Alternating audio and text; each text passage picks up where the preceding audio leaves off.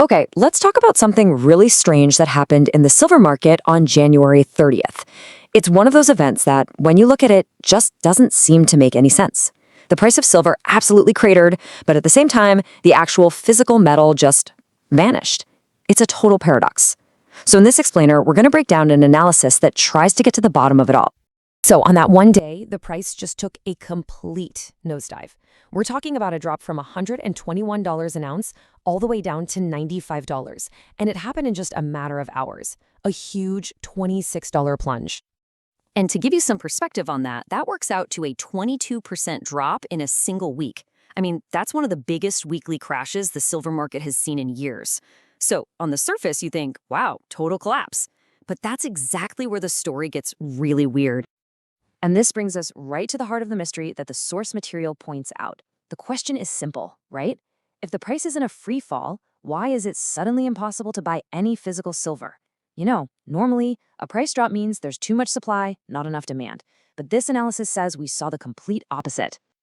Okay, so let's dive into section 1, a price crash paradox. We're going to explore this central claim that while computer screens were flashing red with falling prices, the actual real-world supply of silver was just disappearing. And according to the source, this wasn't just happening in one little corner of the world. It was a global sellout. The Perth Mint in Australia, the US Mint, they both allegedly suspended sales. The Royal Mint over in the UK, out of stock. In India, a massive market for silver, dealers were reportedly defaulting on their deliveries. It even hit retailers like Costco, who had to slap purchase limits on their silver. So to make any sense of this chaos, the source argues that you have to understand a really critical idea. There isn't just one silver market. There are actually two, and in this case, they seem to be completely disconnected from each other. So first, you've got what's called the paper market. This is where the big banks and funds trade things like futures and derivatives. The source calls these paper promises. It's basically a world of bets on where the price will go. And the key thing to remember is that almost none of these trades ever result in someone actually taking delivery of physical metal. And then you have the physical market. This is the real-world market that deals in actual coins and bars. The stuff you can physically hold in your hand. This is where the price should reflect actual, real-world supply and demand. And this right here perfectly captures the problem. The paper market was screaming at the top of its lungs that silver was worth $95. But at the exact same time, the physical market, the one with empty shelves, was telling a completely different story, that there was none to be had, pretty much at any price. It's like two separate realities. Okay, on to section 3, a global silver shortage. The source makes the case that this wasn't just some weird pricing glitch. It was evidence of a real physical squeeze happening all over the world.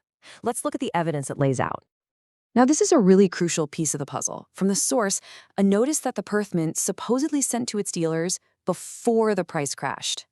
The key phrases here are increasing worldwide demand and a large backlog. That suggests the physical market was already under a ton of stress. Over in the United States, things got even more wild. According to the source, after the US Mint suspended sales because the price was moving so fast, some of their products came back online at a price 86% higher than before. We're talking a jump from $91 to $169, practically overnight. And it wasn't just about crazy price hikes. In India, the source claims the supply chain itself just started to break.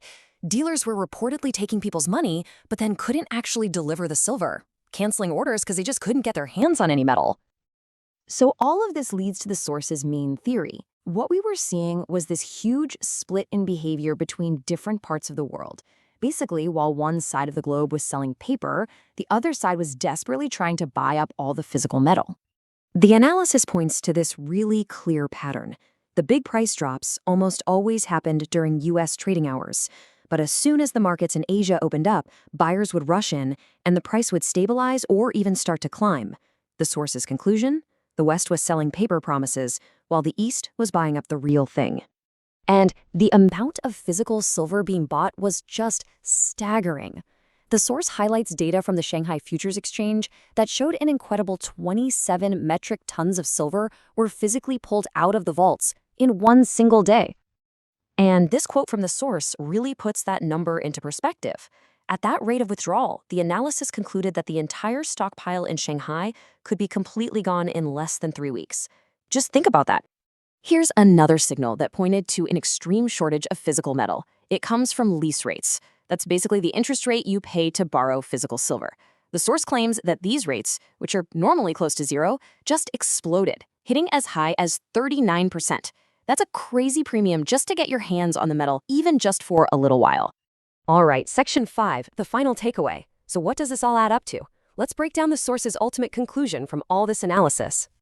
The analysis argues that this wasn't some random one-day event. No, it's actually the climax of a structural problem that's been building for 5 years, where global demand for silver has been consistently higher than what the mines can produce.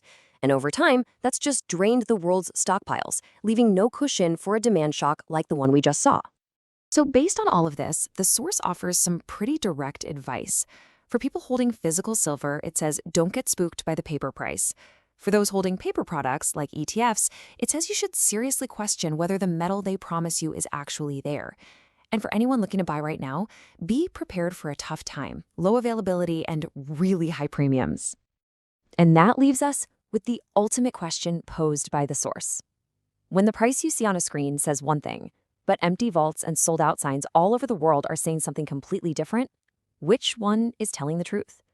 It's a question that really gets to the heart of how our modern markets work and makes you wonder what price truly means.